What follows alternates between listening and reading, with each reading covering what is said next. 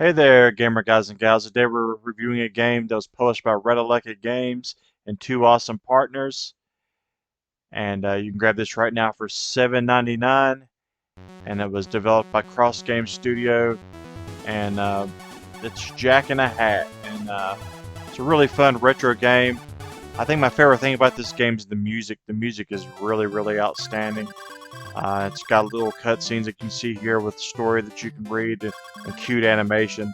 Has really adorable characters, a real good story, but the music is just outstanding. It really feels like the music's from a really, really quality old SNES, NES title, Genesis. Some of the classics. It really feels like one of those classics as far as the music and how it looks. The gameplay is pretty fun too. It's kind of simplistic though. You can get a lot of upgrades like a slide that you can slide and it'll make you jump faster. You can slide under objects, just little things like that. And mainly trying to bust all the blocks in the level and get you into the level. And if you bust a certain amount, you'll get a gem. So I think there's like 3 collectibles that you can get for each level if you want to 100% it. Some enemies you can jump on top of their heads like in Mario. Some you have to shoot with you have to throw your hat at. The bosses are really, really cool and they're challenging. It's going to take you a while to figure them out, but they're really, really tough and they're really a lot of fun. This guy right here gave me pain until I realized it was best just to go into attack mode. I was trying to dodge a little bit too much, but it's going to make you think. You're going to have to learn their patterns. You're going to enjoy the characters. You're going to enjoy these little cutscenes. Really, really quality animation, like I said. I think the music and the animation is probably a little bit better than the game, but the game is still fun, don't get me wrong. But the animation and the music is just outstanding. I really enjoyed it.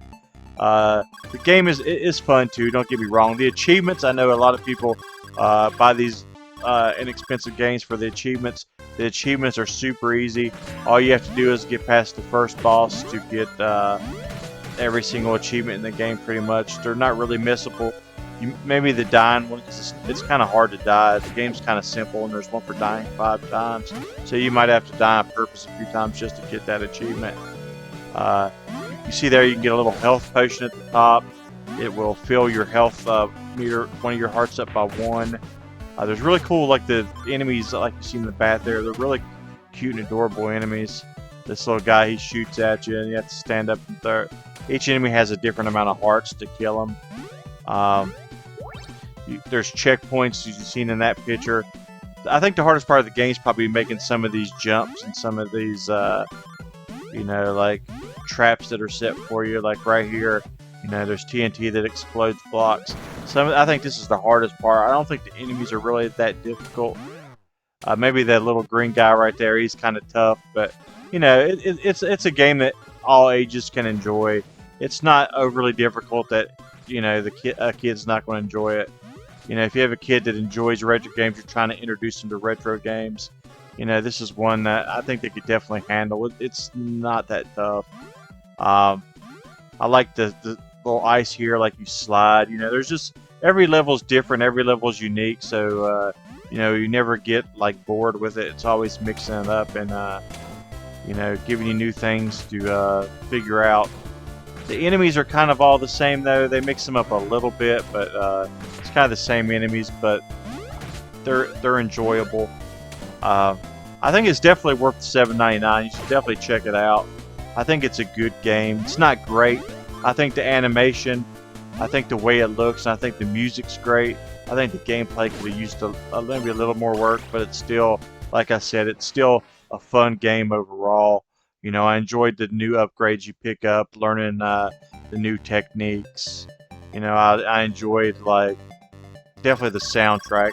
I like learning how to defeat the bosses. It's not a really, really long game. It's like most of these little retro games. You can probably beat it in a few hours.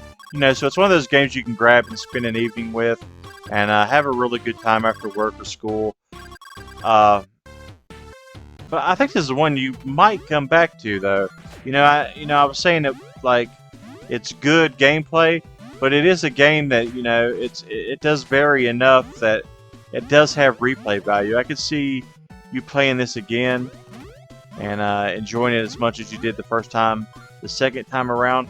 So I'm giving Jack and I had a 6.8 out of 10. You know, it's a good game. It's not great, but it is good. It is an enjoyable experience. If you love these kind of old school retro games, you're gonna love this one as well, I think.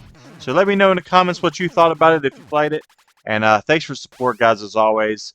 You know, I appreciate the likes. I appreciate the comments. I try to answer them all. I appreciate you watching the videos. I have a major announcement coming here soon, so stick tuned for that. But until next time, guys, see you in the leaderboards.